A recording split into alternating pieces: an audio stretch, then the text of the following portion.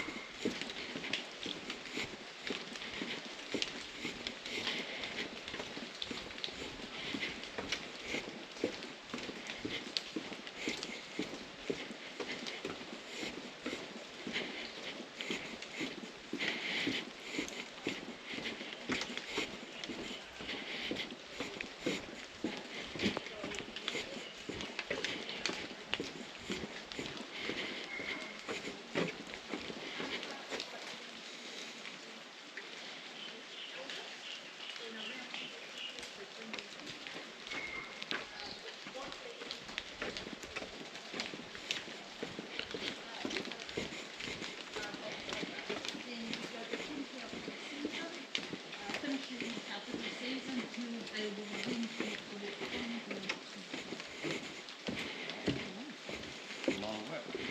Yes, so they're taking it out in stages. It's nicer now that it's not on the gravel, just on the ground with them. It is. And we put a survey out, so that was south of Auckland. So north couldn't partake in a survey, and all international visitors. What were their thoughts about this boardwalk connection? Because it looks saying that they're looking at what do you charge people. So what did the people think that they thought was reasonable? They also asked things of, was there anything else that they wanted to see or do or be? So they asked if they could go in a little further to the depths of our forest. So we used to think that we'd be doing it when we were walking on those gravel tracks down there in the Cody Walks, and it was lovely. But now we're going to do it, but through.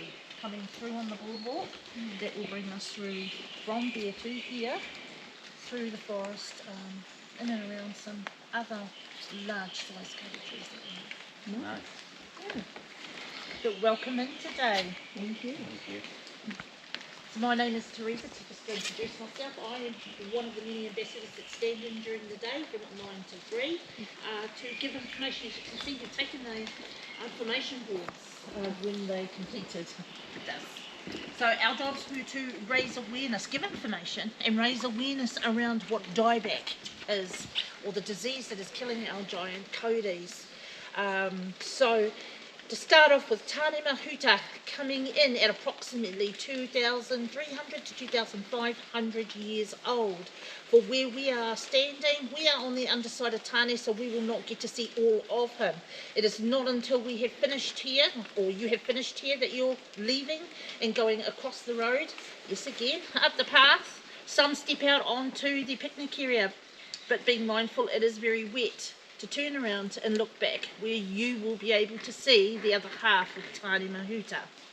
So he comes in just under 52 metres in total height, but what we are looking at is 17.5 metres in the trunk, with a girth or circumference of 14.06 metres around, holding just over 244 square cubic metres of wood within his trunk, making him the largest in the southern hemisphere and placing him 5th largest on the world stage. So General Sherman coming in at number 1, the Lost Monarch number 2. Number 3 is the Juggernaut, and all three are a mix of sequoias and coastal redwoods and stand in California. We then head off to Mexico. Arbor del Tule is number 4, that is the cypress, bringing us all the way back to New Zealand for Tane Mahuta. So if we go back up into the crown that we cannot see, he holds his own ecosystem up there. He holds over 100 different plant species, grasses, lichens, mosses, ferns, flowering plants, and even bonsai stunted native trees, some of which are 100-plus-year-old tortilla tree, a red and white rata, and a couple of kauri trees, just to name but a few. How do we know? They used to abseil up Tane Mahuta to collect seed stocks, but when Phytophthora, which is the name of the dieback, we'll get to that, came in, they stopped doing it. So they just only recently, as of last year I believe, cut the cord, or the ropes that you used to be able to get them up there. So now, when you would have seen, good morning, signage out on the picnic area saying no using of drones, or no flying of drones.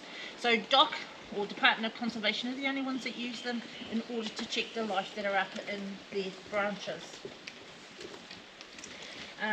Coming on down, so they carry both the male and the female seeds, and they are depicted around the railings on the boardwalk. Related to the conifer family, she is the cone, he is the elongated seed. So up there, a couple of males will always sit upon or around a female to make sure they've done their job and pollinated. She then will take 18 to 24 months to ripen to be able to disperse her seeds. And when they are dispersed, it is quite loud, and some have got quite a fright. But they will try and get them away as far as possible to be able to give them their own peace in which to settle themselves and grow. So they actually pop open. That's right. Some thought it was a gun, someone was firing a gun, that's what I mean, it can be quite loud. So they'll get them away, as far away, to give them their own space, in which they will then start their journey at pushing to the top of the canopy. So coming on down, our kauri trees have quite a few defence, or they have 3 defence mechanisms to be fair. They are self-cleaning, self-healing, and one of those is, the self-healing is the gum. The gum has an antiseptic quality in it, and also purposes that help. So these little nodules to the front of the trunk is what we would call scabbing. So you can see what it's doing just up onto the left-hand side there. It is oozing its gum out. That will then dry to close up any holes and wounds to stop any water damage from getting into the tree. The same thing has happened in holding that plant life up there with all the soil and water. Wood and water would rot, but that is how it is able to hold all that life up there. It has sent its gum out. So Tane is a fine piece of a planter, if you would. We then look at the little pink spots over his trunk as well.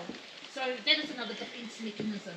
It stops any parasitic life from growing any further and getting to the top, into the crown. And we've been watching these vines at the bottom here for over 10 years now. But the one on the right has just died out.